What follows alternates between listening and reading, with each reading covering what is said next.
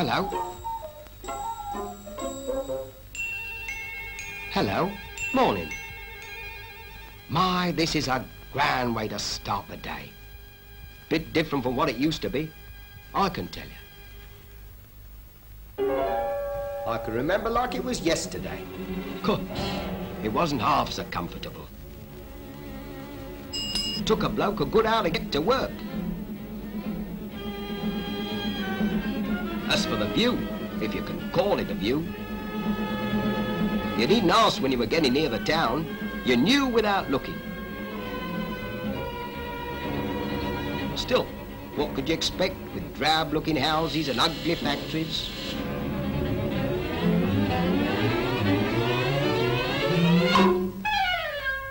Not even a blooming place for the kids to play in. Poor little blighters.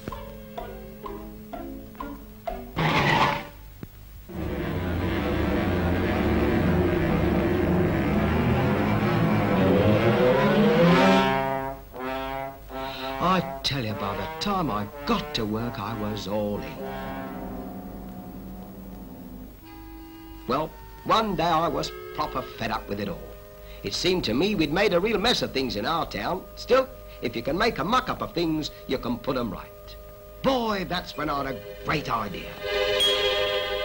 And it seemed I wasn't the only one. Oh, no.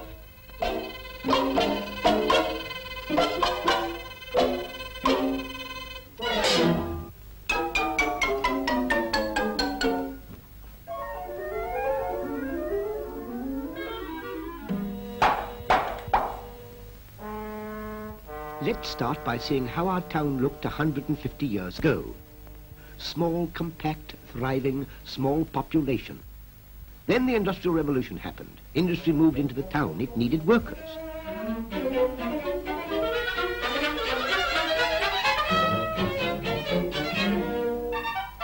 The town was now unhealthy and crowded.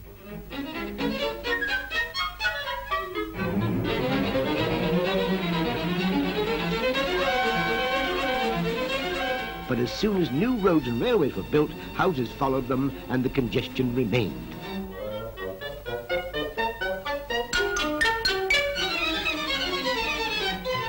In fact, our town has turned into a monster.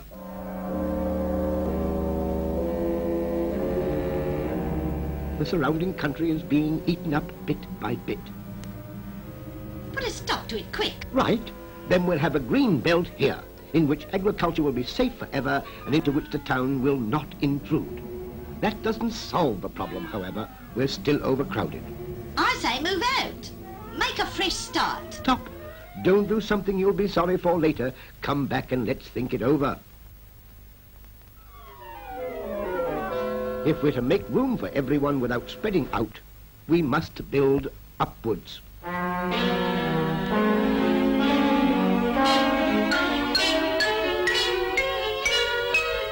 Don't be silly, I'd never get the pram up there.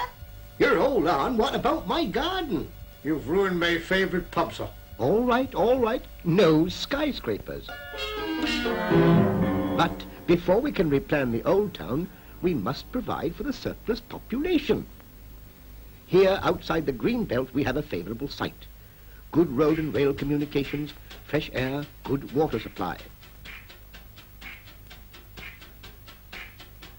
We must decide on its size in advance. And we must plan this town so that we don't repeat past mistakes. First thing we all agreed on was to separate industry from dwelling houses. Industry here, close to through roads and railways. Residential area here, with not more than 5 minutes travel from home to work, which means making cycle tracks and byroads linking up the two sections.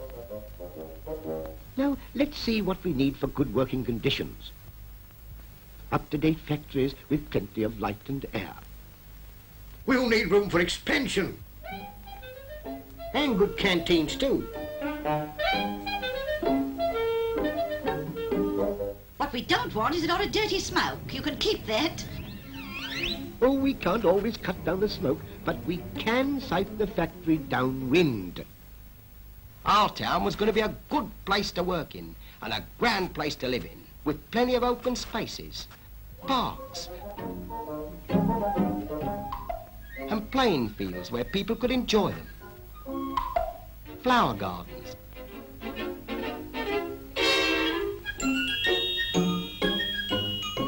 And of course there'd have to be an attractive town centre too, with plenty of room for folks to meet.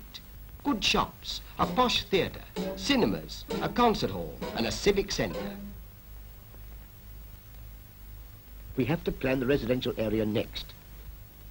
Let's consider it as a series of neighbourhoods and take any one of them.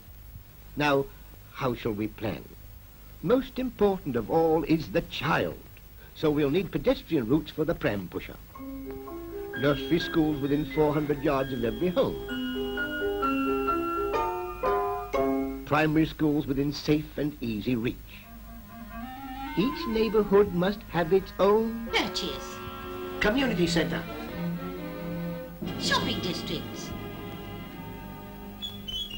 And lots of pubs. Rent next door to me.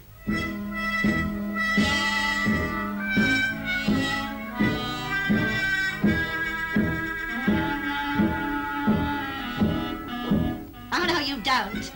Oh, there'll be a pub quite near enough to you. And finally, we started on the houses. The site was planned for maximum sunshine, and then everyone could take his choice. Detached houses, semi-detached, terraced houses,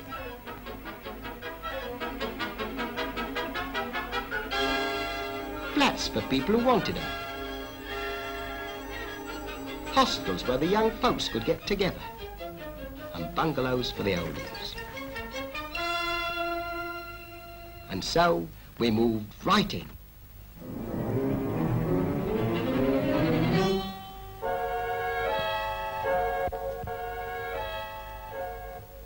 I'm telling you, it works out fine. Just you try it.